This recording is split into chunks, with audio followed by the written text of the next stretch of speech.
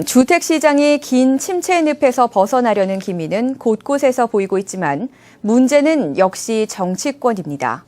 본격적인 매수세가 가세하지 않는 것도 바로 정책의 불확실성 때문인데요.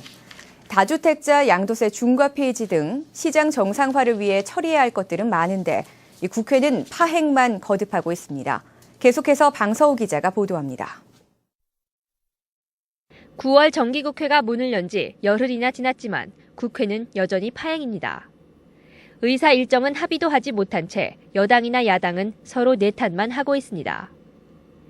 부분적으로 일부 상임위원회가 가동되고 있지만 지금 같은 분위기라면 정부의 부동산 대책을 담은 관련법 처리도 쉽지 않은 상황입니다. 국회에서 처리해야 할 부동산 관련 법안은 다주택자 양도소득세 중과 폐지와 분양가 상한제 신축 운영, 수직 증축 리모델링, 매입임대 사업자 세제 감면 확대, 주택 매수 기반을 늘리기 위한 취득세율 인하 등 산적해 있습니다.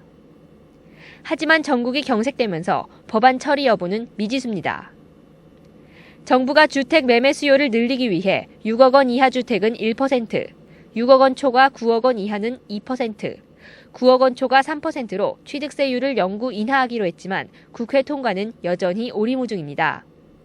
정부와 새누리당은 상시 감면을 통해 시장 왜곡을 불러온 취득세율을 영구 인하해 시장 안정과 주택거래 활성화를 기대하고 있지만 민주당은 지방세수 보전 방안이 마련되지 않으면 응할 수 없다는 입장입니다. 다주택자 양도소득세 중과 폐지와 분양가 상한제 탄력 운용은 야당이 여전히 당론으로 반대하고 있어 이번 국회에서도 통과가 쉽지 않아 보입니다. 정부와 여당이 장기 침체에 빠져있는 부동산 시장에서는 의미 없는 규제라며 폐지를 주장하고 있지만 야당은 있는 자들을 위한 특혜라며 반대하고 있습니다. 이에 따라 다주택자 양도세 중과 폐지와 분양가 상한제 탄력 운영을 야당에서 도입을 주장하고 있는 전월세 상한제와 묶어 처리하는 빅딜 가능성도 나오고 있지만 이것도 쉽지 않습니다. 부동산 시장이 살아날 것이다라고 기대하고 있는 심리가 상당히 많이 커지고 있는 게 사실인데 지금 아직까지 국회 통과가 되지 않기 때문에 투자를 망설이고 있는 그런 부분들이 상당히 많기 때문에 조속한 법안 통과가 부동산 시장을 살릴 수 있는 효과적인 방법이라고 생각이 되고 있습니다. 부동산 대책을 위한 관련법들이 낮잠을 자면서 국회만 바라보는 처지가 돼버린 부동산 시장.